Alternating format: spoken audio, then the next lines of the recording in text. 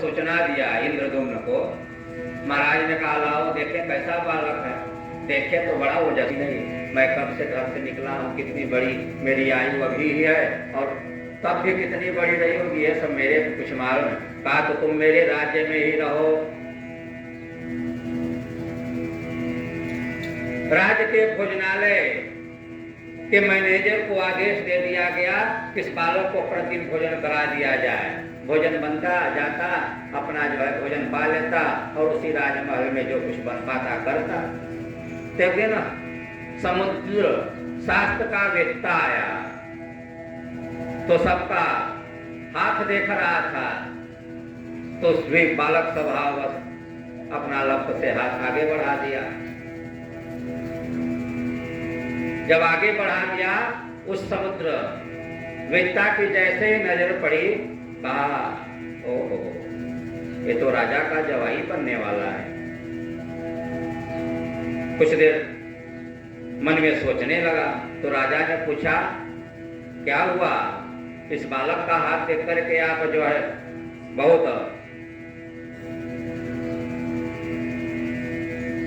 विचार में पड़ गए, उधर गुण होने लगा। कहा हाँ महाराज, यह आपका जवाई बनेगा और जवाई नहीं आपके राज्य का राज्याधिकारी भी होने वाला है। उस राजा इंद्रदुम्न को बड़ी पीड़ा होने लगी। अब इसको मारने का उपाय करने लगा, सोचने लगा, लेकिन ऐसे तो मार नहीं सकता चूंकि कलंकित तो हो जाएगा। निरापराध का वध करना उचित है नहीं। तो उपाय किया, कहा कैसे मारा जाए। तो देवी भद्रकाली का वार्षिक उत्सव होता था। कहा भगवती भद्रकाली के वार्षिक उत्सव में पहले इसी को दर्शन के लिए भेजा जाएगा और वहां जल्लाद जो पहले से बैठे हुए थे मारने वाले, जल्लादों को आदेश दिया कि इसकी बलि दे देना।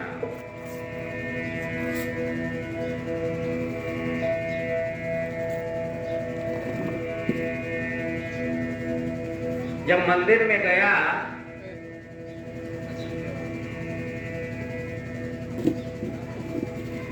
वार्षिक उत्सव के अवसर पर, तो उसको क्या पता, अबोध है।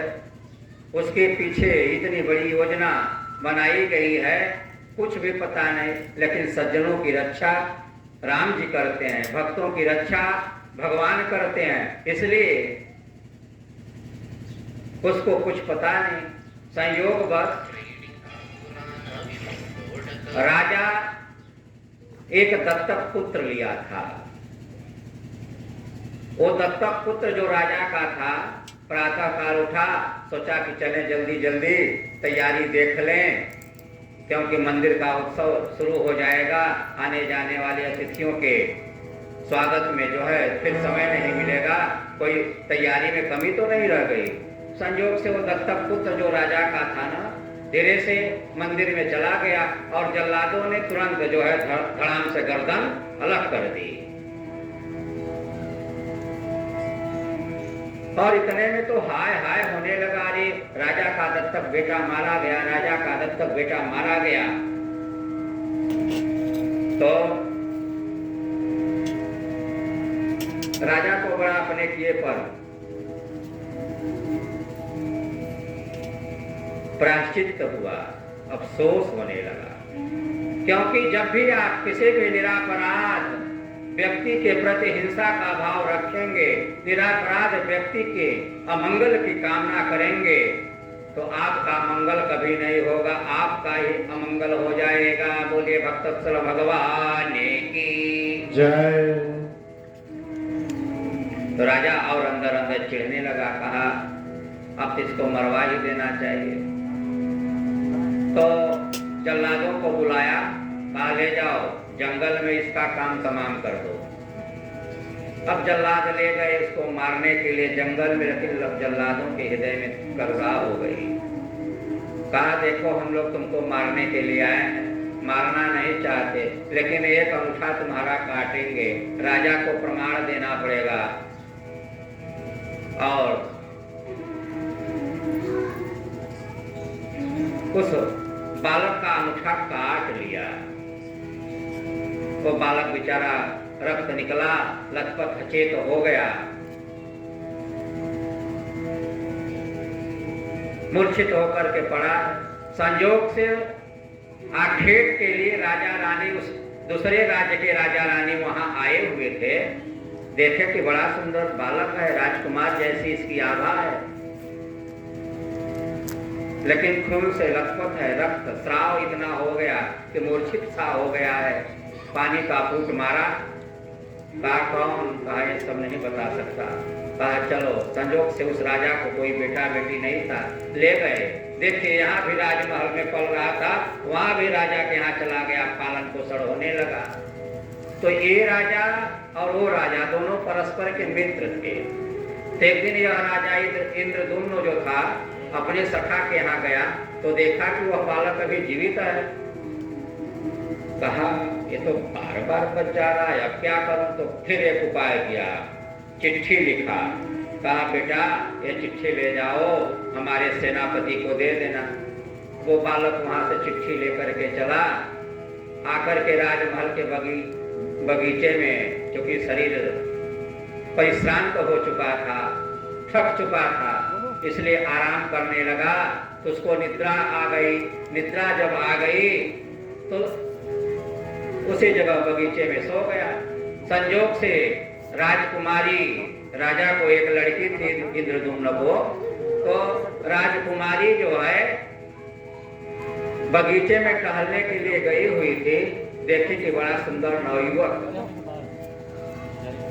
दिव्यतम आभा कांति से युक्त लावण्य रूप वाला मेरे बगीचे में सोया हुआ है। नजदीक जाकर के देखे तो उसके पगड़ी में कोई चिट्ठी दिखाई पड़ी। तो चिट्ठी को निकाल करके पढ़ी तो उस चिट्ठी में लिखा था, प्रिय सेनापति, विषयम अस्मय प्रदातव्यम, इसको विष दे करके मार डालना। लेकिन जो लड़की थी राजा की, इंद्रदुम्न की, उस लड़की का नाम भी था विषया। इसलिए जो है धीरे से स्याही लिया और अनुस्वार लगा दिया कि प्रिय सेनापति जी, विषयाम अस्मय प्रदातव्यम, मेरी पुत्री विषया इसको दे देना।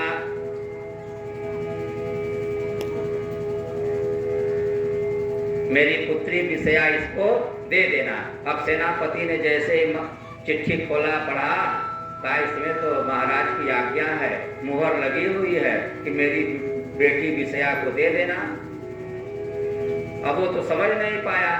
और पुलिस वाले कितना पढ़े ही लिखे होते हैं, ये तो नाम के IPS होते हैं, लेकिन उनको भी बहुत बड़ा ज्ञान होता नहीं है। तो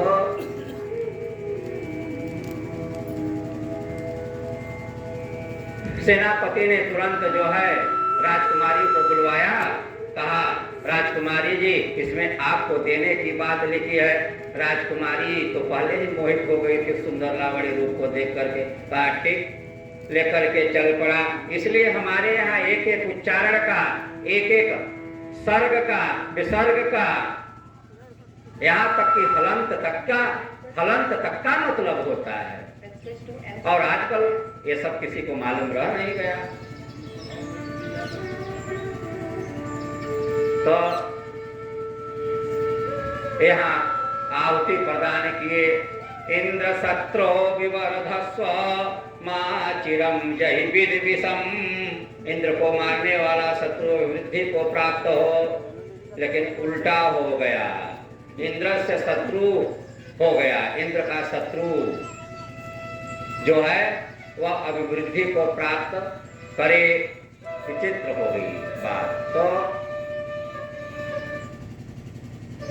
उसमें से एक बड़ा भयंकर असुर निकला, जो देखने में वृत्त था, बड़ी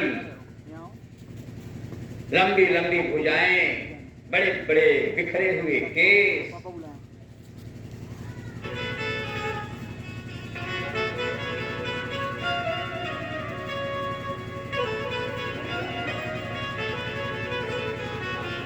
अभी तो कथा में अब जा रहे हैं थोड़ा सा रस की ओर। बोले भक्तवत्सल भगवान की जय। राम राजा राम राजा राम राजा राम राजा राम राजा राम राजा राम राजा राम में सीता राम सीता राम सीता राम सीता राम सीता राम सीता राम सीता राम सीता राम में राजा राम राजा राम राजा राम राजा राम राजा राम राजा राम राजा राम राजा राम। बोले भक्तवत्सल भगवान की जय। उसमें से वृत्त पुरुष निकला। कहा पिताजी कहिए क्या करना है? कहा जाओ इंद्र को मार डालो। और वह पृथ्वी को रौदता हुआ मसलता हुआ बड़े बड़े पहाड़ों को तोड़ता तोड़ता बड़ी बड़ी नदियों को छलांग लगा के ही पार कर जाता।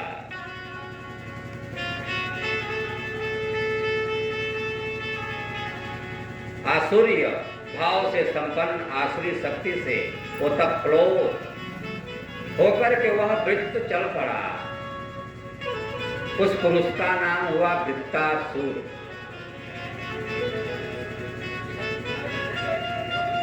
जब वह चल पड़ा तो देवता भी अपने अपने अस्त्र शस्त्र लेकर के युद्ध के मैदान में डट गए। जब मैदान में देवता आए तो वृत्तासुर जो है किसी देवता को अपनी काख में दाब के घुमा के फेंक देता, किसी को पैरों से कुचल देता। देवताओं के प्राण बचाने मुश्किल हो गए। देवता सम्रांगण छोड़ के भाग निकले। जब ये देवता सम्रांगण छोड़ के चले गए तब वृत्तासुर जो है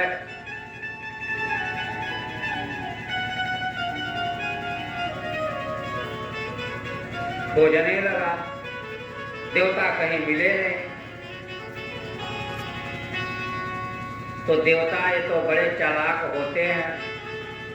अपना काम बनाने के लिए तुरंत कभी ब्रह्मा जी के शरण में, कभी नारायण के शरण में। तो ये सब भगवान नारायण के पास चले गए देवता दल। भगवान नारायण ने कहा देखो इसमें असुरों की शक्ति का बोलबाला बना ही रहेगा, क्योंकि काल पुरुष जब जिसके ऊपर प्रसन्न होता है उसकी शक्ति बनी रहती है, उसकी शक्ति सदैव बढ़ती रहती है। इसलिए असुरों के प्रति काल पुरुष की प्रसन्नता है। लेकिन एक काम करोगे तो तुम लोगों का राज्य, तुम लोगों का वैभव, तुम लोगों का श्री लक्ष्मी सब मिल जाएंगे। कहा क्या? कहा एक दधीची नाम के ऋषि हैं, दधीची ऋषि के पास चले जाओ। दधीची ऋषि से उनका शरीर ही मांग लो और उनके हड्डियों से फिर वज्र का निर्माण करना।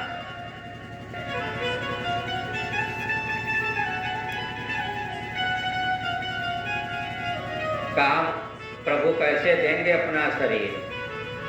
कहा जाओ तो बड़े उदार हैं, बड़े दानी हैं, जरूर दे देंगे। देवता अश्वशिरा दधीची मुनि के पास गए।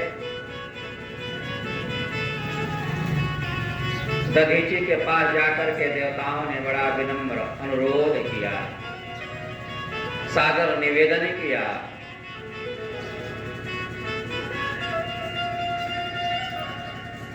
तो दधीची ने कहा ये बताओ भैया, सबसे कोई अपनी प्रिय वस्तु है तो वह शरीर ही है, और शरीर को जब हम दे देंगे तो फिर मेरे जीवन का अस्तित्व क्या रह जाएगा, मेरे जीने का मतलब ही क्या रह जाएगा। इसलिए शरीर से बड़ा मूल्यवान कोई संसार में वस्तु है क्या?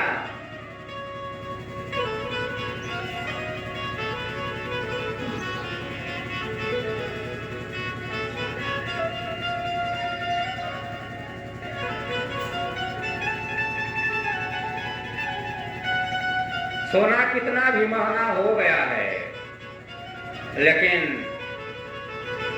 सोना अगर प्राणों पर आ पड़े तो छोड़ दोगे, प्राण को बचाओगे कि नहीं बचाओगे?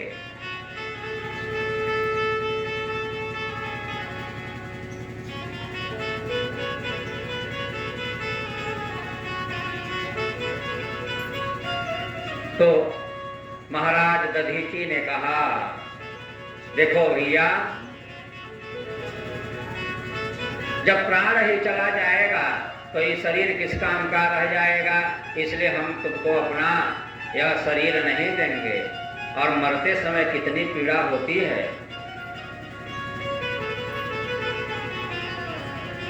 ये तो आत्महत्या जैसा हो गया।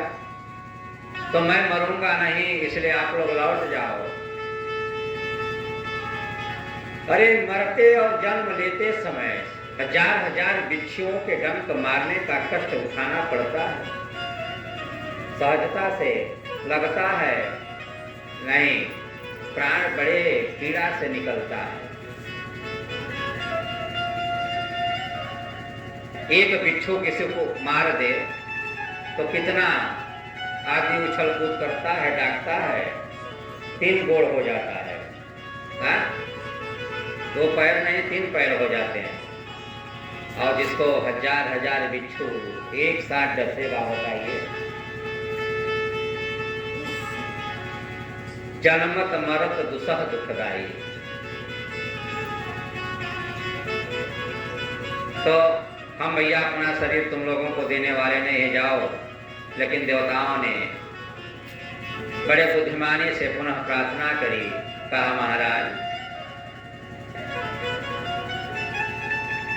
आखिर अब आपके बुढ़ापे का शरीर आप न चाहोगे तो भी आपके शरीर से प्राण निकल जाएगा। यह शरीर आपका जो है छूट जाएगा। इसलिए इस शरीर की सार्थकता है कि आप इसका दान कर दो, जिससे लोक मंगल होगा, जगत कल्याण होगा।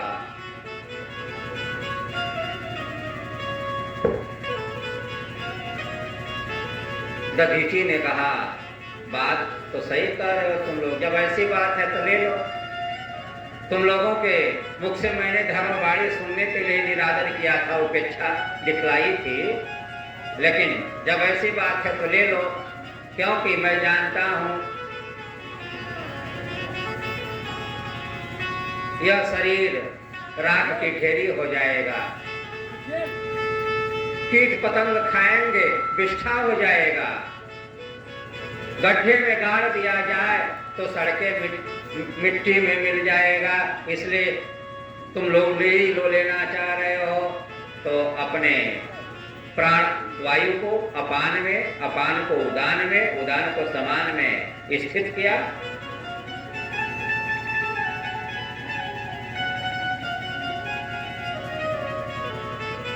फिर ब्रह्मरंध्र के द्वारा अपने प्राणों का उत्सर्ग किया। ब्रह्मरंध्र तोड़ के उनके प्राण निकल गए। देवतागण शरीर लेकर के चले। विश्वकर्मा जी को बुलाया गया और विश्वकर्मा जी ने देवताओं के अस्त्र शस्त्र बनाए। उसी से त्रिशूल बना भगवान भोलेनाथ का, राम जी का पिनाक बना, और भगवान कृष्ण की बंसी भी उसी से बनी थी। विश्वकर्मा दधीची ऋषि के हड्डी से। तो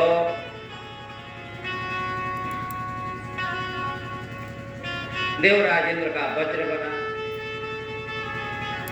देवराजेंद्र जब वज्र लेकर के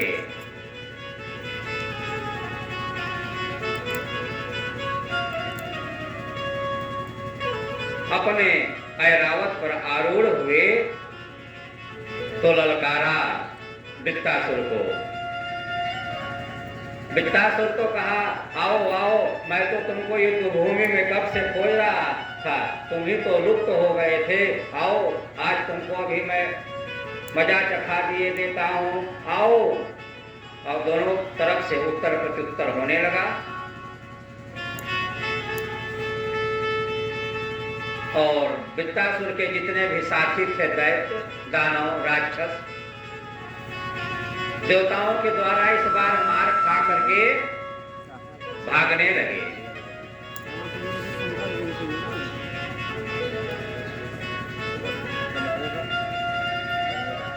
दैत्य जब भागने लगे तो वृत्तासुर ने दैत्यों को संबोधन करते हुए कहा, अरे दैत्यों सुनो, युद्ध भूमि में से पीठ दिखला करके भागना यह कायरता है, यह उत्तम नहीं है।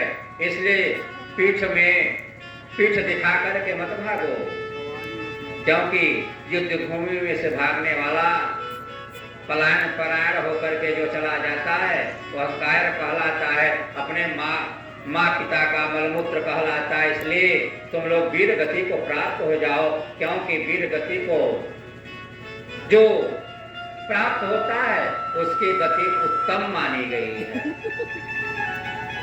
या तो ध्यान योग से, या तो युद्ध के भूमि में जो पीठ दिखा करके न मरे उसकी गति उत्तम बतलाई गई। तो तुम लोग पीठ दिखा करके देवताओं से परायण होके भाग गए हो, भयभीत हो गए, डर गए।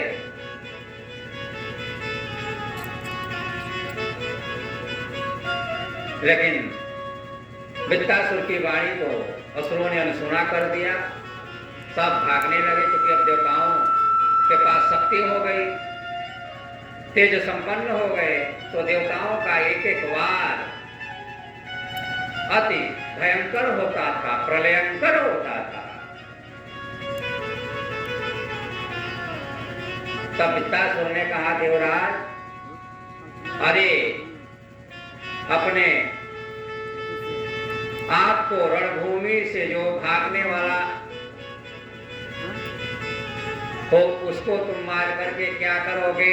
आओ, यदि मुकाबला करनी है, सामना करना है तो आओ मेरे सिद्ध करो, अभी तुमको मैं मजा चखाए दिए देता हूं।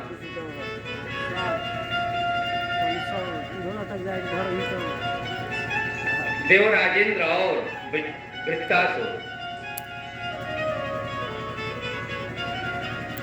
आमने सामने। वृत्तासुर घुमा करके गदा मारा ऐरावत पर। ऐरावत 28 हाथ पीछे चला गया।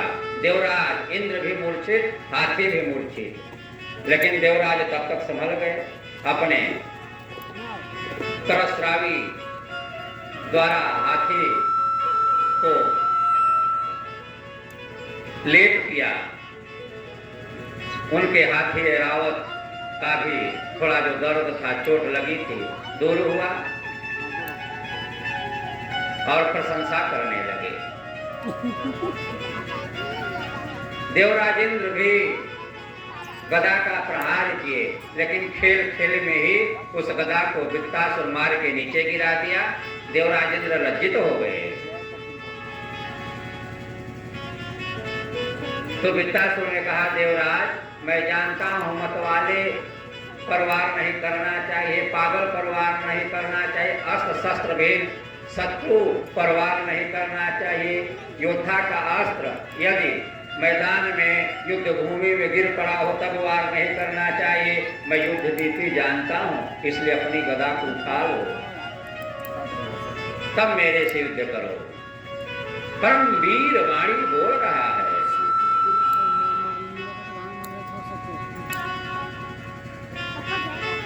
देवराजेंद्र को लज्जा होती है, लेकिन फिर भी अपनी गदा उठाते हैं और दोनों में भयंकर युद्ध होता है।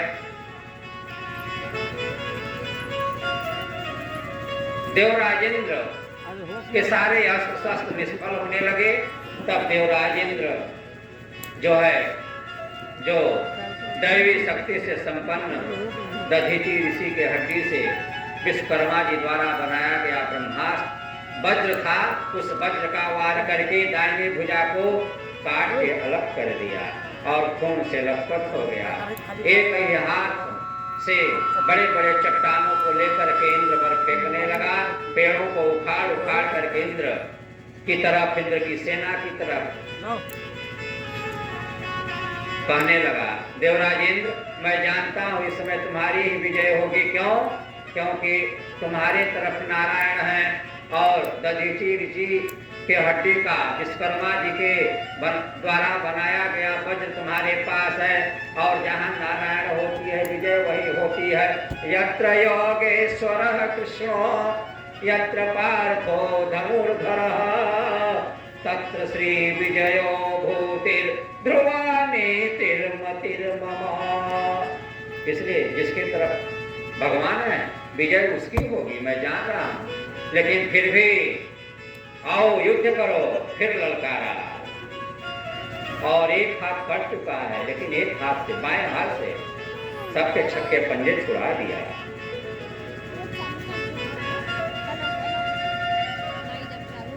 अंततः देवराजेंद्र ने पुनः बाई भुजा भी काट ली। तब अब समझ गया कि अब मेरे को मरना ही पड़ेगा, मैं मारा जाऊंगा। तो कहा, देवराज, मरने से मेरे को भय नहीं है, इसलिए थोड़ी देर ठहर जाओ, मैं भगवान के चरणों में अपना निवेदन कर लूं। तो भगवान के चरणों में प्रार्थना करने लगा, अहम हरे तव पादैकमूलो दासानुदासो भवितास्मि भूयः मनस्करेतास् पतेर्गुणास्ते क्रीडितवाक् कर्म करोतु कायः न नाकपृष्ठं न सार्वभौमम् न रसाधिपत्यं योग सिद्धिर्पुनर्भवं वा समंजसत्वा विरहज्य कांक्षे मनोरविंदाच्छति दृच्छति त्वाम्। भगवान की बड़ी सुंदर स्तुति किया राक्षस होकर के, और यही वैष्णव का परम मूल मंत्र माना जाता है। कहने लगा, भगवान, अहम हरे तव पादैकमूलो, भगवान मेरी मति आपके चरण कमलों में लगी रहे। दासानुदासो भवितास्मि भूयः, आपका दास बन पाऊं या न बन पाऊं, लेकिन आपके दास का भी दास यदि बन जाऊंगा तो भी मेरा संसार से कल्याण हो जाएगा।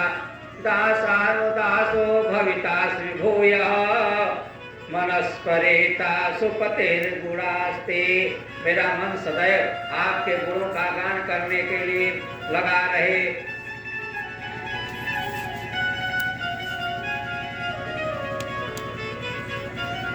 गृहीतवाक् कर्म करोतु कायः, मेरे वाणी से जो भी गायन हो आपके लिए वह शब्द निकले, आपका भजन ही मेरे मुख से निकले।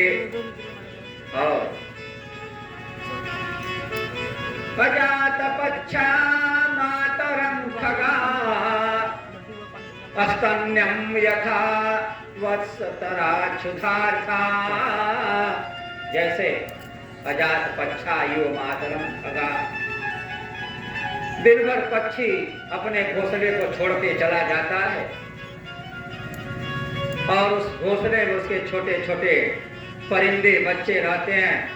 जब सायंकाल होने लगती है, सूर्य अस्ताचल को जाने लगते हैं, तो चुचू करते हुए अपने माँ की प्रतीक्षा करके घोंसले से बाहर देखते हैं।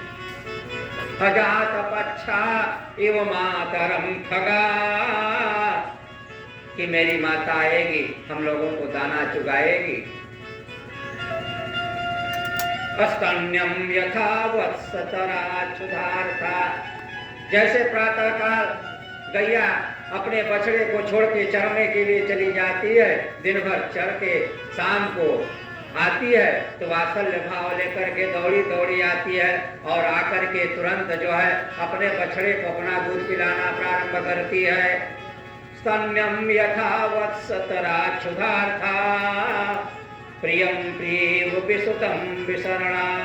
जैसे एक प्रेमी अपने प्रेमिका के लिए तड़पता है, प्रेमिका अपने प्रेमी के लिए तड़पती है, वैसे ही भगवान आपके लिए मेरी तड़प बढ़ जाए, आपके लिए मेरी तड़प बनी रहे।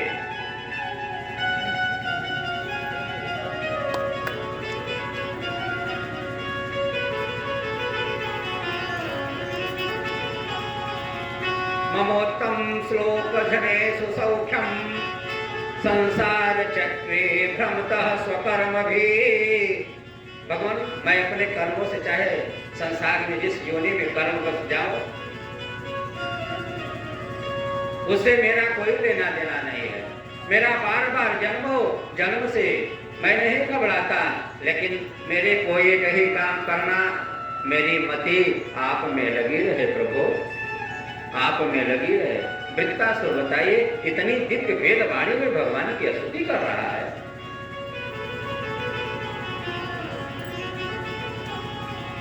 देवराज इंद्र भी प्रशंसा करने लगे। युद्ध हुआ, अंततः वृत्तासुर मारा गया। तो सुखदेव जी से परीक्षित जी ने पूछा,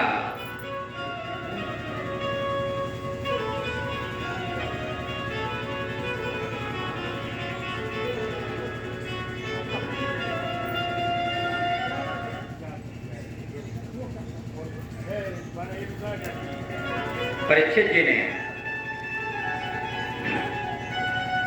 पूछा कि भगवान ये जो है रणभूमि में ऐसा दिव्यतम भगवान के प्रति भाव प्रकट किया, ये कौन है? तो बताया कि देखो यह पूर्व जन्मों का एक राजा था सुरसेन देश का, जिसका नाम था चित्रकेतु।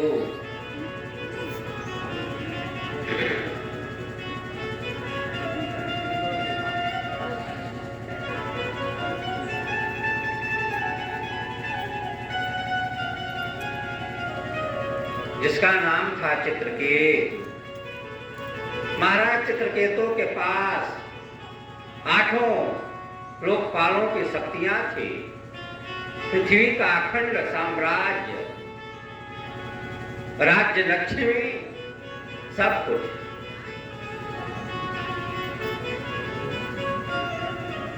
सेवक, खजाना, नौकर, आमत्य, प्रजावर्ग, सैन्य, सेना, सब। लेकिन नहीं था तो क्या? एकमात्र संतान नहीं थी, पुत्र नहीं था। तो जब जब याद आती धिक्कारते थे अपने को। दिग्धर्म चानपत्यस्य दिक्कुलम संततिर्विना। धिक्कार ऐसे धनवान पुरुष को जिसके कुल में कोई भोगने वाली संतान न हो, वंश परंपरा बढ़ाने वाली कोई संतान न हो। तब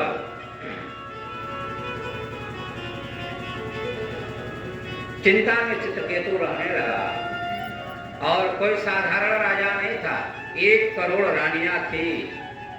10-20 नहीं, 1 करोड़। सप्तम स्कंध की कथा है, पढ़ लीजिएगा आप। लेकिन 1 करोड़ रानियां होने के बाद भी सब की सब निपुती, कोई पुत्रवती नहीं हो पाई। तो चिंता होना तो स्वाभाविक है। तो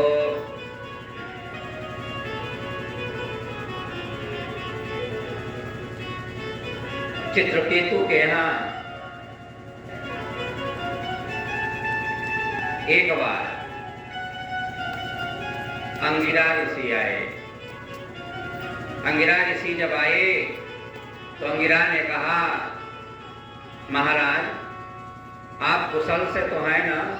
कोष, खजाना, सेना, धन धान्य, प्रजा वर्ग, आमत्य वर्ग, सब कुछ आनंद से तो है।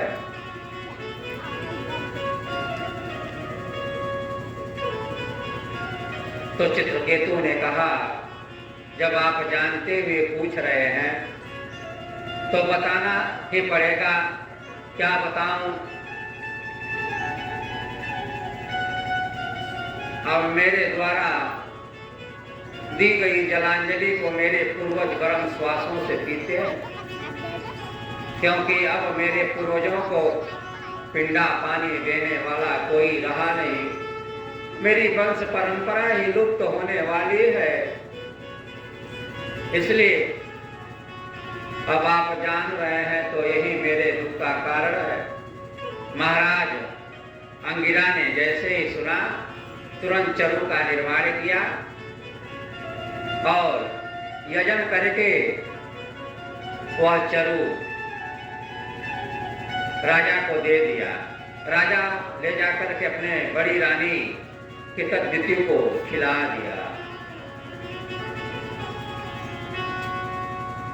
और दोनों के मिलने से कालांतर में एक पुत्र की प्राप्ति हुई, पुत्र जन्म हुआ। तो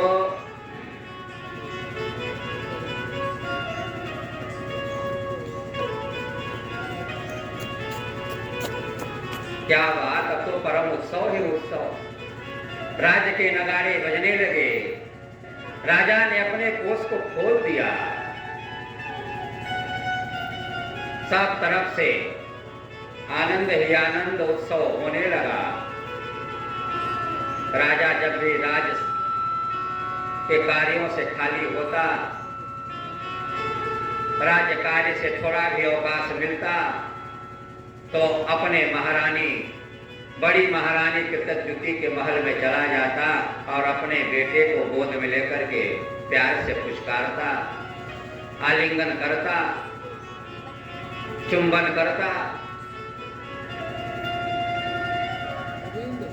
और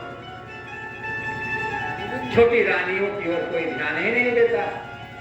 जब भी राज्यावकाश होता तो अपने बड़े रानी के महल में जाकर के केवल अपने बेटे और अपने रानी से ही मीठी मीठी बात करता। तो ये 1 करोड़ जो रानियां थी ना, इनको सवतिया डाह होने लगा। इन लोगों ने कहा, देखो बहने, हम लोग कितनी अभागी हैं। बताइए, केवल बड़ी रानी के पास ही राजा रहता है और अपने बेटे को प्यार से पुचकारता रहता है। हम लोगों को रानी क्या, दासी जैसा भी नहीं मान रहा है। इसलिए कुछ तो करना पड़ेगा। तो रानियों ने कहा, क्या? रानियों के एक आपात मीटिंग हुई।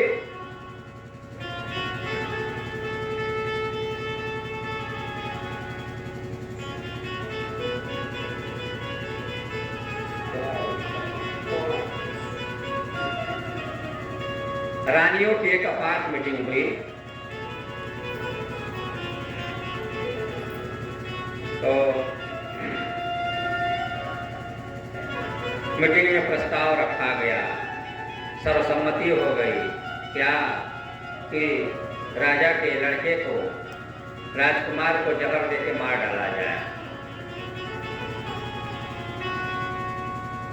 क्योंकि ये राजा जब से लड़का पैदा हुआ है ना, हम लोगों को देखना ही नहीं चाहता और माताओं की भाषा तो जान ही रहे आप। अरे बहनी फुटही आंखों नहीं स्वाद हो। तो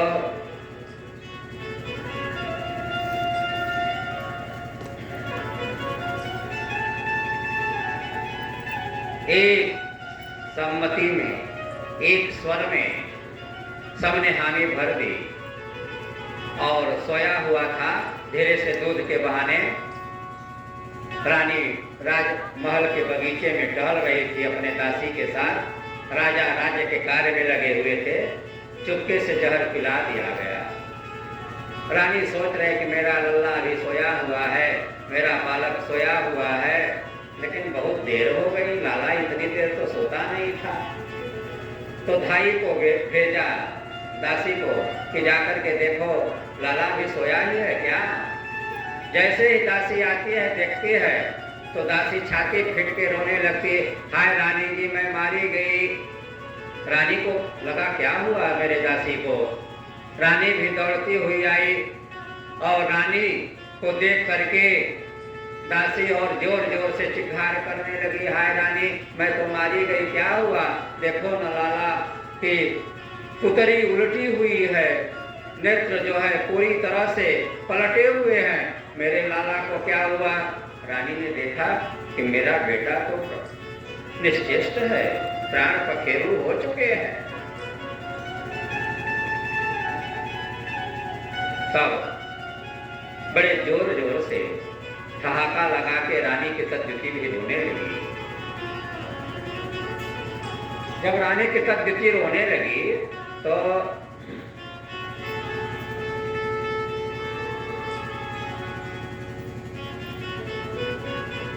सारे राज्य के लोग जितने भी दूर तक आवाज गई, सब लोग आए, राजा को भी सूचना गई, राजा भी दौड़े दौड़े आए।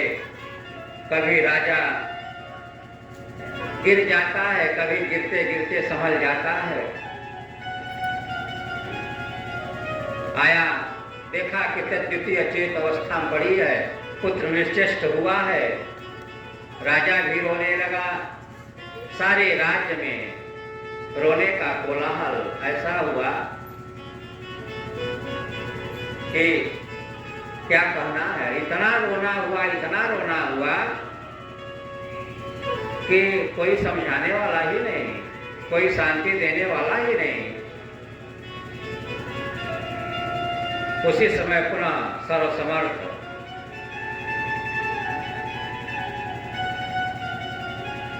सामर्थ्य और उसी समय साप और वरदान देने में परम सामर्थ्य अंगिरा और नारद जी पधारे। अंगिरा ने राजा को रोते हुए संबोधित किया, राजन यदि तुम अपने पुत्र के शरीर के लिए रो रहे हो तो तुम्हारे पुत्र का शरीर तो तुम्हारे सामने पड़ा है, और आत्मा के लिए रो रहे हो तो आत्मा तो कभी मरती नहीं है।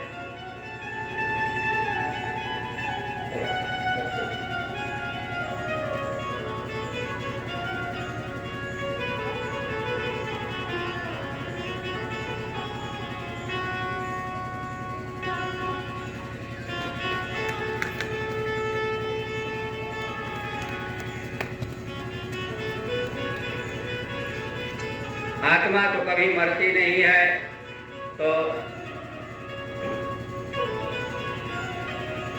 इस शोक को छोड़ो।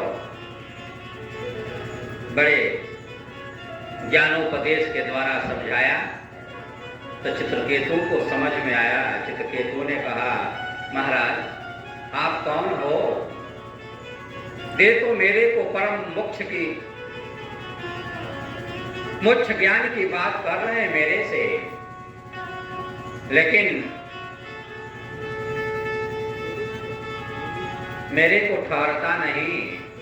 आपका ज्ञान दिया हुआ मेरे हृदय में टिकता नहीं। कौन है? तो अंगिरा ने कहा, देखो मैं अंगिरा हूं। जब तुमको पुत्र की कामना हुई तो मैं आया था, तुमने मेरे से पुत्र के लिए निवेदन किया तो मैंने उस समय इस वरदान के साथ तुमको पुत्र दिया था कि यह पुत्र तुमको सुख दुख दोनों देने वाला होगा। देखो पुत्र जब तक तुम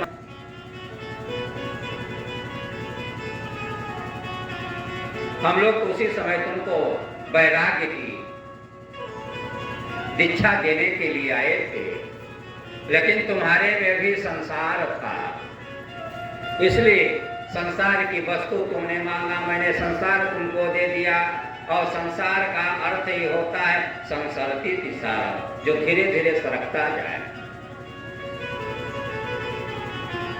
आपको समझ में नहीं आएगा, लेकिन सरक रहा है क्षण क्षण। जैसे गोवर्धन पर्वत तिल तिल घट रहा है, उसी प्रकार से ये संसार जो है सरक रहा है। और संसार से जो नाता जोड़ा है ना, उसको दुख ही दुख हुआ। आसारः खलु संसारः दुख रूपी विमोहकः। जो संसार से जुड़ा रहेगा, संसार से लगा रहेगा, उसको दुख ही दुख होगा। क्यों? क्योंकि संसार का एक नाम है सरकना।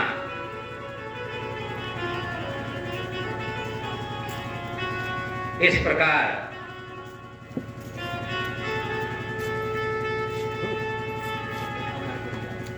एक ब्राह्मण देवता थे जौनपुर के, अभी हम लोगों के जानने की बात है, अब वो नहीं रहे। उनके दो बेटे थे, दोनों विदेश में रहते थे। बहुए घर पर तो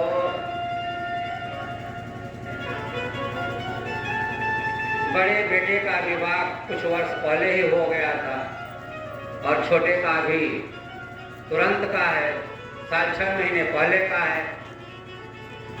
लेकिन पंडित जी ने पढ़ा लिखा करके बेटों को योग्य बनाया था लौकिक जगत में, तो विदेश चले गए, नौकरी लग गई, विदेश में रहने लगे। और यहाँ अपने बूढ़े पिता की सेवा के लिए अपने पत्नियों को छोड़ दिया था, रख दिया था। तो जब छोटी आई तो बड़ी ने सोचा चलो अब कुछ मेरे को आराम मिलेगा, हम आराम कर लें। तो छोटी से कहती बड़ी कि छोटी बाबूजी को नहाने के लिए पानी रख दो, बाबूजी के कपड़े धो दो, बाबूजी को चाय पिला दो, बाबूजी को नाश्ता करा दो। तो 2-4 महीने तो ठीक ठाक चला। 2-4 महीने बाद छोटी कहने लगी बड़ी, दीदी जब वही होता है आप बाबूजी का ये कर दो, बाबूजी का वो कर दो, हम क्यों करें, तुम ही करती आई वो करो। कहा देखो मैं तो आज कई वर्षों से कर रही थी, तुम करो ना। कहना मेरे से नहीं होगा। अब दोनों में खिंचाव होने लगा, ताना तनी चलने लगी। तो बड़ी सोचती आज बाबूजी को भोजन छोटी दे, छोटी सोचती बाबूजी को भोजन। इसी में बेचारे ब्राह्मण देवता को कभी भोजन मिलता, कभी मिल भी न पाता। बड़ा अपमान लगा। कहो मैंने सर्वस्व अपने पुत्रों के प्रति किया, लेकिन मेरी बहुए मेरा तिरस्कार करने लगी। तो पुत्रों से बताया नहीं। जब देखा छोटी बड़ी का खूब चल रहा है खेल, तो उनको सवासन सिद्ध था। रात्रि में एक दिन सोए और सुबह 6 बजे उठ के हल्ला करने लगते थे, बहू पानी पिलाओ, बहू चाय नहीं बनी क्या, देर हो रहा है। जैसे आज 4 दिन से हम लोग अरे भैया चाय पिलाइए ना, चाय पिलाइए ना कर रहे हैं। बोलिए भक्तवत्सल भगवान की। तो 6 बजा आवाज आई नहीं, 7 बजा आवाज आई नहीं, 8 बजा नहीं आवाज आई। तो बड़ी ने छोटी से कहा, छोटी बाबूजी की लगता है तबीयत खराब है ज्यादा, आज कुछ बोले नहीं तो सुबह 5 बजे से 6 बजे से आवाज देने लगते थे, चिल्लाने लगते थे, जाओ देखो ना। छोटी ने कहा अच्छी बात है दीदी, बुढ़ा भल बीमार है मर जाए, छोड़ो। अरे नहीं ऐसा मत करो, आप ही चली जाओ। अरे हम तुमको कह रहे तुम जा नहीं सकती, जाने दो। तब 9 बज गया, 9 बजे भी ब्राह्मण देवता नहीं जगे। तो फिर बड़ी ने कहा अरे 9 बज गया, जाओ देखो ज्यादा तबीयत का, मर जाने दो बुढ़े को, कबाहत तो दूर हुई। अरे कहा मरा चाहे जिंदा देखना तो पड़ेगा ना। कहा तो चलो देखो तुम अकेले, हम नहीं जाएंगे। बड़ी छोटी दोनों गई, चद्दर को ऊपर से उठाया तो देखा कि ब्राह्मण देवता आसन। तो बड़ी ने छोटी से कहा देखो चारपाई पर मर गए, चलो इनको नीचे उतार दिया जाए, नहीं गांव घर के लोग क्या कहेंगे, बुढ़ा चारपाई मर गया, मुस्टंड 2 बहुए घर में थी, नीचे भी नहीं उतार पाई। तो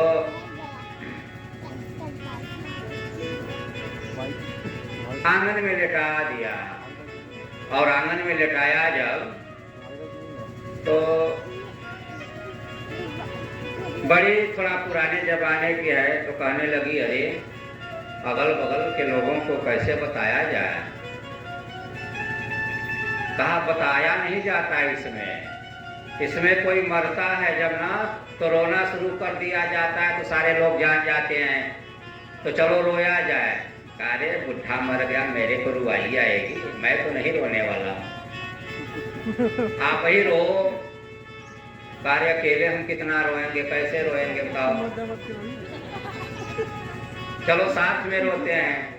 तो छोटी ने कहा जो हरवहिया है ना, घर में आती है काम करने, उसी को बुला लीजिए, जो भी मजदूरी लेगी मैं दे दूंगा।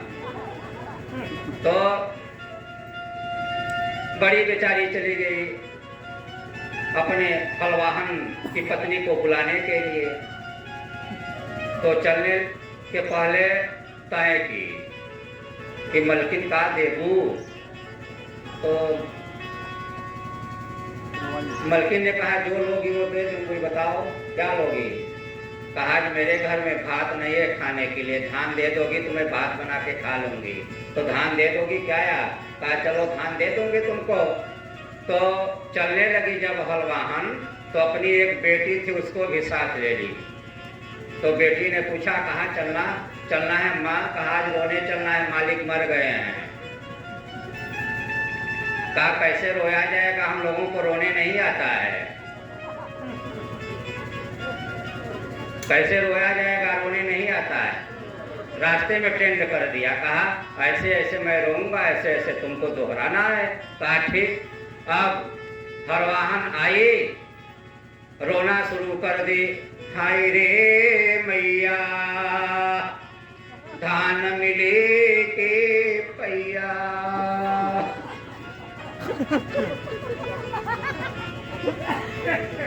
तो लड़की आई थी साथ में, लड़कियां दोहराने लगी। हाय रे मैया धान मिलैया पैया। कलयुग है साहब, कहने का मतलब आप मर जाओगे, आपके किए पर आपके पुत्र पुत्रियों को बहुओं को कुछ भी यह सास नहीं होने वाला है। मर जाओगे ना तो रोने वाले भी किराए पर इस कलिकाल में आए। और बोर्ड लगा दो आप किसी घोड़ाल मार्केट में, अभी यहाँ थोड़ा देहात है लेकिन मार्केट पकड़ के बोर्ड लगा दो, मरने पर रोने वालों को किराए पर यहाँ से ले जाएं, देखिए बुकिंग होने लगेगी।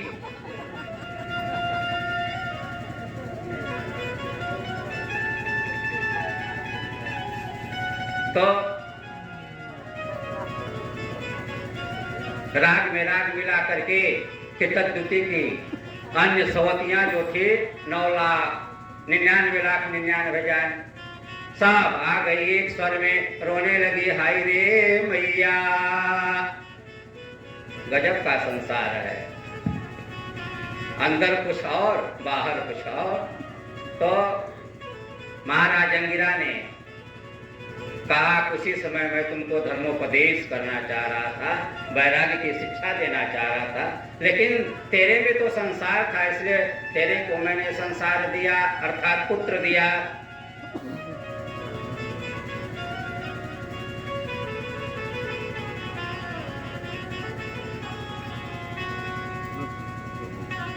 अभी भी तुमको संसार चाहिए क्या। और जब तक स्वतः से गुरुजनों की वाणी का जब आप समादर करना प्रारंभ करेंगे, स्वतः से जब आपके अंदर वो भाव के बीज अंकुरित होने लगेंगे, तब वह अंकुरण जो है बीज के रूप में पल्लवित होगा, पुष्पित होगा।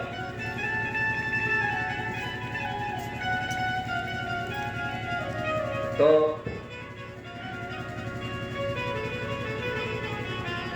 वैराग्य करोड़ 2 करोड़ में किसी किसी को हो सकता है, सबको वैराग्य नहीं हो सकता। एक गुरुजी अपने चेला को वैराग्य का पाठ पढ़ाया था, तो गुरुजी ने सोचा किसका परीक्षण कर लिया जाए, किसके अंदर वैराग्य आया कि अभी नहीं आया। तो गुरुजी ने कहा बेटा मेरे को तीर्थ यात्रा पर जाना है, माघ आ गया है, प्रयागराज में मैं जाऊंगा 1 महीने कल्पवास करने, तो 1 महीने आश्रम की रखवाले करना। तो शिष्य ने कहा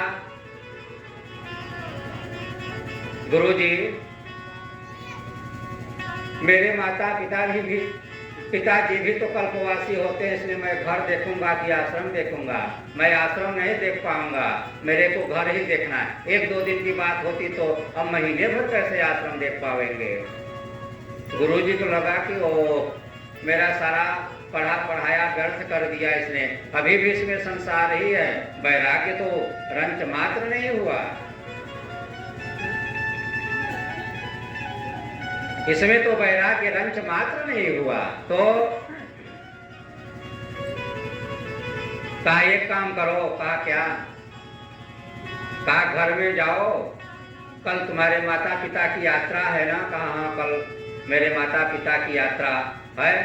कहा तो यात्रा के पहले तुम जो है मरने का बहाना करो, मैं आऊं ना जब तक उठना नहीं। कहा जो आज्ञा गुरुदेव। अब रात में तैयारी हुई, कल कल्पवास के लिए चलना है। प्रातः काल जो है वो मरने का बहाना किया, मरने का बहाना किया। तो पिता ने आवाज दिया, बेटा चलो सड़क तक अब सामान पहुंचा दो, हम लोगों की गाड़ी आने का समय हो गया है। बेटा बोला ही नहीं। माता आवाज लगाई, बेटा बोला ही नहीं। माता ने जाकर के देखा तो बेटा मर चुका है। गुरुदेव का आदेश था कि मरने का नाटक करना जब तक अमन आ जाए। तो अब कहाँ की यात्रा, कहाँ के? हाय तौबा होने लगा घर में। माता जी रोने लगी, पिताजी रोने लगे, पास पड़ोस वाले भी रोने लगे। तो सारी यात्रा कैंसिल हो गई। उसी समय गुरुजी आ गए बालक के। गुरुजी को देख करके थोड़ा और ढाढ़स हुआ, और जोर जोर से करुण क्रंदन की आवाज आने लगी, विलाप करने लगे उनके माता पिता। तो गुरुजी ने बड़े विनम्र वाणी में कहा, देखिए मैं इस बालक को जीवित कर सकता हूँ, क्या आप लोग अपने बालक को जीवित देखना चाहते हैं?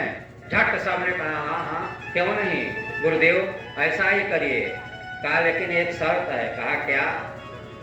कहा शर्त यह है कि ये बालक तभी जिएगा जब एक मरेगा। इसमें से हम तो यही कहेंगे कि आप पिता हैं, आप मर जाइए, बच्चा आपका जीवित हो जाएगा। तो थोड़ा सकपकाने लगे। पत्नी की ओर इशारा किए, क्या कर? तो पत्नी ने कहा, अरे छोड़िए, अभी ताकत है, फिर पैदा कर लेंगे। तो गुरुजी ने माता जी की ओर इशारा किया कि माता को सबसे पुत्र प्यारा होता है, आप पत्नी। तो माता जी ने पति की ओर, क्या मैं मर जाऊं? अरे छोड़ो। तो कहने का मतलब वैराग्य कोई थोड़े से सहज रूप में नहीं मिलने वाला है। वैराग्य के लिए आपको बराबर अभ्यास करना पड़ेगा। इसलिए नारद जी ने कहा, राजन यह तुमको अपने पुत्र के शरीर की इतनी सुध है तो मैं तेरे पुत्र को जीवित कर देता हूँ। नारद जी ने उसी जगह से यमराज को आदेश दिया, यमराज इसके प्राण छोड़ दीजिए। यमराज ने अब नारद जी के आदेश की अवहेलना करने में कौन समर्थ है? नारद जी ने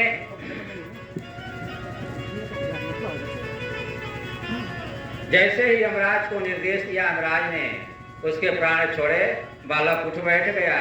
नारद ने कहा, जीवात्मन ये तुम्हारे पिता हैं, तुम्हारी माता हैं, तुम्हारे लिए बड़ा शोक संतप्त हो रहे हैं, इनकी व्याकुलता दूर करो। तो नारद जी के सामने ही वो जीवात्मा कहा, कौन किसका माता, कौन किसका पिता? कब के मेरे माता पिता, कब के मैं इनका पुत्र? अरे संसार पटवत है, जैसे एक एक तंतु के द्वारा वस्त्र का निर्माण किया जाता है, उसी तरह से एक एक जीव समूहों के द्वारा रिश्तों का निर्माण किया जाता है। ये मेरे माता पिता किस जन्म के? इतना धिक्कारा उस जीवात्मा ने। अंततः चित्रकेतु को वैराग्य हो गया। अब वैराग्य टीक गया, चले गए जंगल में, भगवान का भजन करने लगे। भजन ऐसा परिपक्व हुआ कि आकाश मार्ग से उड़ने की विद्या प्राप्त हो गई। तो एक बार हिमालय की तलहटी में जहां भगवान भोलेनाथ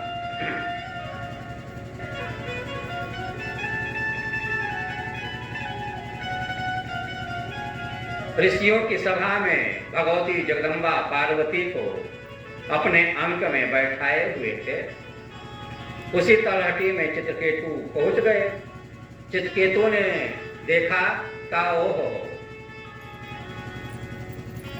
ये अमंगल रूप शिव मंगल का उपदेश करता है और भरी सभा में अपने पत्नी को जो है गोद में बैठाया हुआ है, लज्जा नहीं लगती।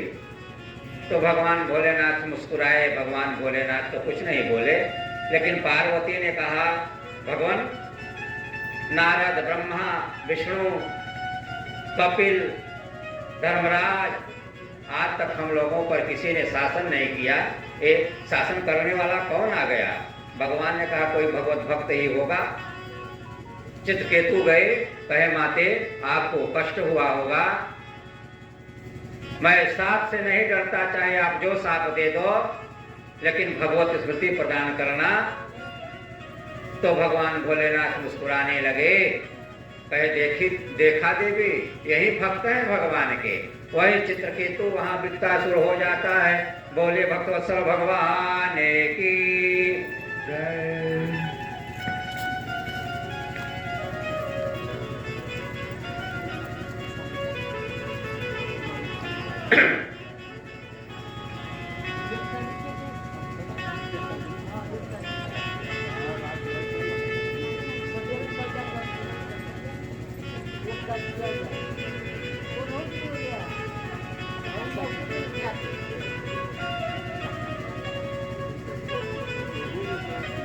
इस प्रकार षष्ठम स्कंध को हम लोग प्रणाम करें, सप्तम स्कंध में प्रवेश करें।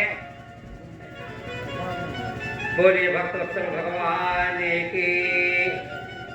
राजा राम राजा राम राजा राम राजा राम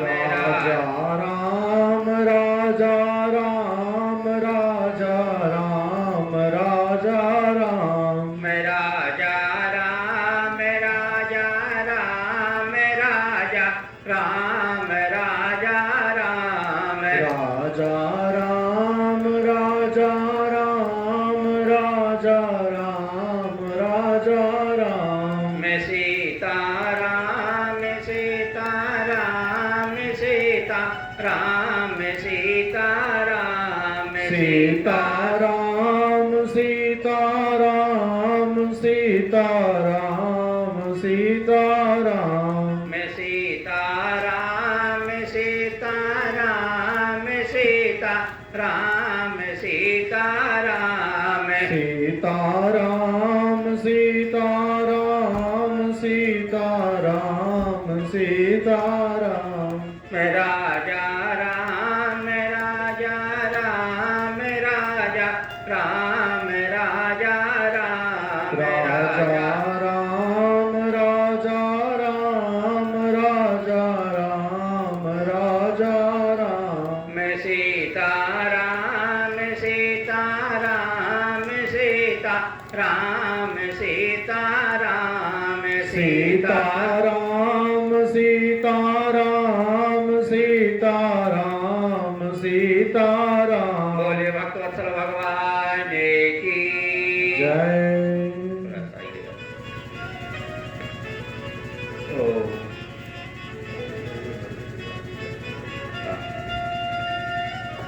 बोले भक्तवत्सल भगवान की।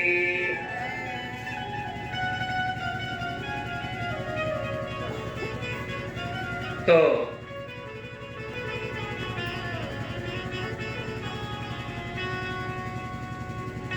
परीक्षित जी ने सुखदेव जी से पूछा, भगवान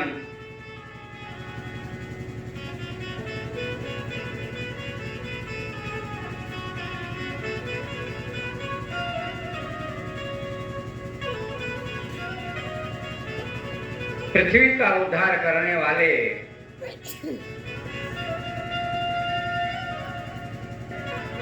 भगवान 12 रूप में श्री नारायण के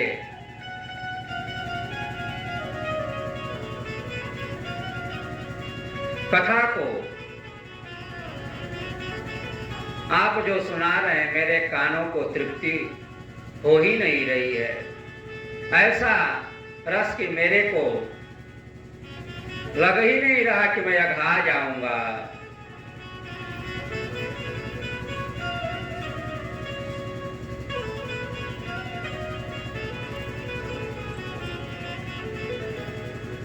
आपने हिरण्याक्ष के वध की बात तो बतलाई, लेकिन एक हिरण्याक्ष का भाई है हिरण्यकश्यप।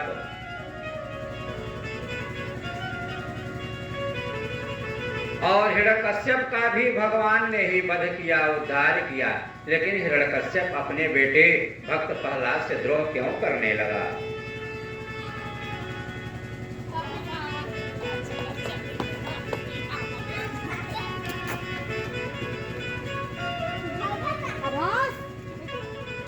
तो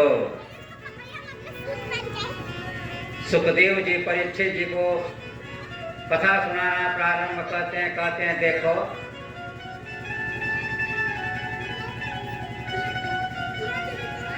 विधाता की जैसी मर्जी होती है वैसा ही होता है। अहो अमीसाम वयसाधिकानाम,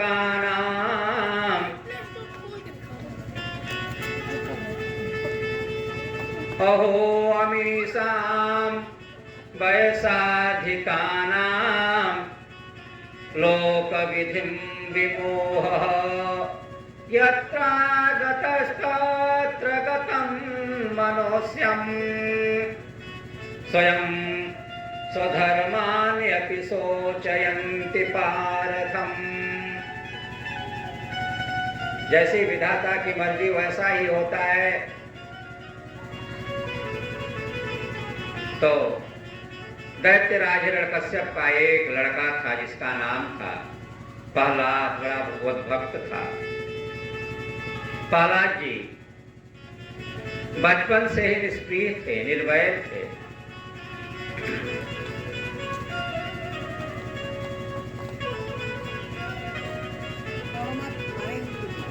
तो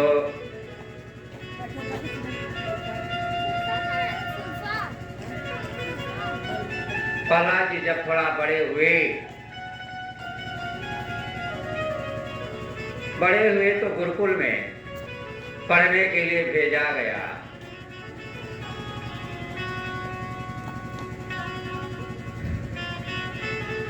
दैत्य गुरु शुक्राचार्य के पुत्र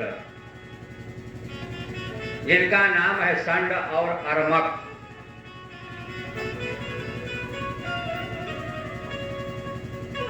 संड और अर्मक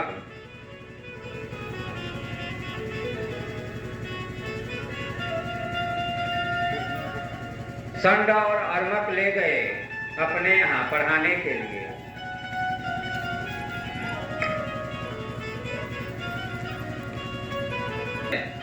सबसे सुंदर कौन सा पाठ पढ़ाया? कोई कविता लगी, दैत्य नीति लगी, अर्थनीति लगी, राजनीति लगी। कौन सी प्रिय तुम्हारी पढ़ी हुई वस्तु है बेटा?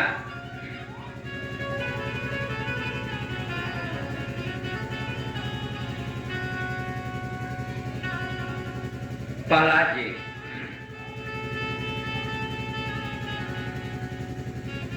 सौम्य भाव में खड़े हैं। प्रहलाद जी ने कहा, पिताजी तत्साधु मन्ये असुरवर्य देहिना सदा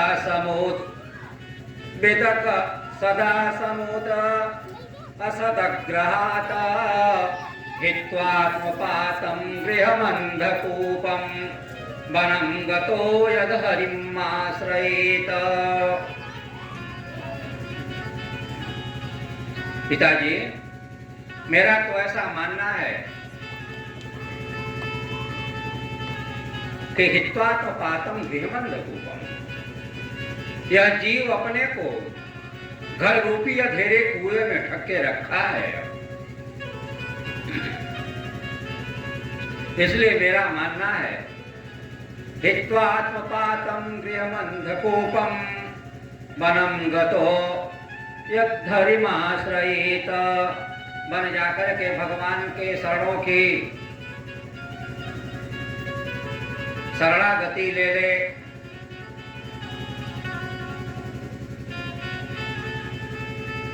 जैसे ही सुना कि भगवान के चरणों की शरणागति ले ले, लगा हो ये तो कोई देवता आकर के गुरु जी के आश्रम में छुपे छुपे इसकी बुद्धि बिगाड़ रहा है, या हो सकता है किसी के बहकावे में ये बिगड़ रहा है। तो गुरुओं को बुलाया, कहा ले जा करके इसको समुचित देखभाल की जाए और दैत्य नीति, अर्थ नीति, राजनीति की उचित शिक्षा दी जाए। प्रहलाद जी पुनः गुरुकुल चले गए पढ़ने के लिए। जब पुनः पढ़ने के लिए गए तो गुरुजनों ने जो जो पढ़ाया प्रहलाद जी ने पढ़ लिया।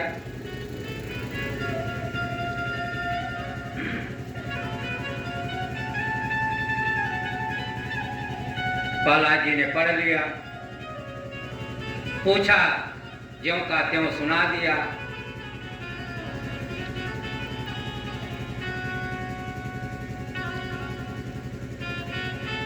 पुनः कुछ काल बीतने पर प्रहलाद जी अपने राजमहल को वापस आए। इस बार भी राजरानी कयाधु ने अपने पुत्र का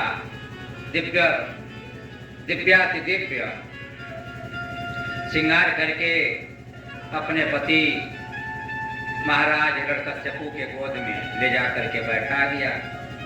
हिरण्यकश्यप ने खूब प्यार किया, पुचकारा, दुलारा और बालों को सहलाते हुए बड़े प्रेम से कहा, बेटा इस बार तुम कौन सी पढ़ाई किए, अच्छा क्या लगा? कोई कविता जो तुम्हारी सबसे प्रिय हो सुनाओ। प्रहलाद जी बिना कुछ बोले, बिना कुछ सोचे कविता सुनाना प्रारंभ कर दिए। क्या सुनाया? श्रवणं कीर्तनं विष्णु स्मरणं पाद सेवनम अर्चनं वंदनं दास्यं सख्यम आत्मनिवेदनम पुंसार्पिता भक्ति चिति नवलक्षणम। पिताजी मैंने 9 प्रकार की भक्ति को केवल सीखा है। जैसे ही कहा कि 9 प्रकार की भक्ति को सीखा है, गोद से छ्राम से पटक दिया। कहा हो जो इसके चाचा को मार डाला, ऐसे विश्वासघाती विष्णु का ही ये भजन करता है।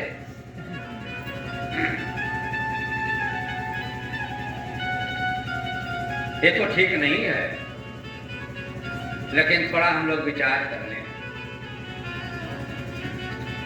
भागवत जी में लिखा पहली भक्ति को श्रवण करना, दूसरी भक्ति को कीर्तन करना, तीसरी को स्मरण करना, इस प्रकार से। लेकिन बाबा तुलसीदास जी रामचरितमानस में क्या लिखते हैं, आइए उस पर भी थोड़ा सा ध्यान केंद्रित करते हैं। दोनों का मिलान करना होगा। प्रथम भगते संतन कर संगा, दूसरी रति मम कथा प्रसंगा। विचार करिए, यहाँ क्या लिखा तुलसीदास जी ने? प्रथम भगत संतन कर संगा, दूसरी रति मम। लेकिन यहाँ क्या लिखा? श्रवणम। तो श्रवण कैसे मिलेगा? जब उत्तम संतों की संगति होगी तो कथा श्रवण करने को मिलेगी।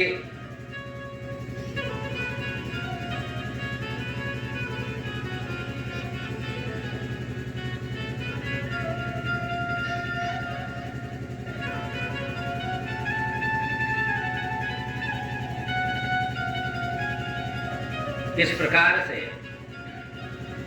गुरुपद पंकज सेवा तीसरी भगत मान, चौथी भगत मम गुण गण करे कपट तजियान।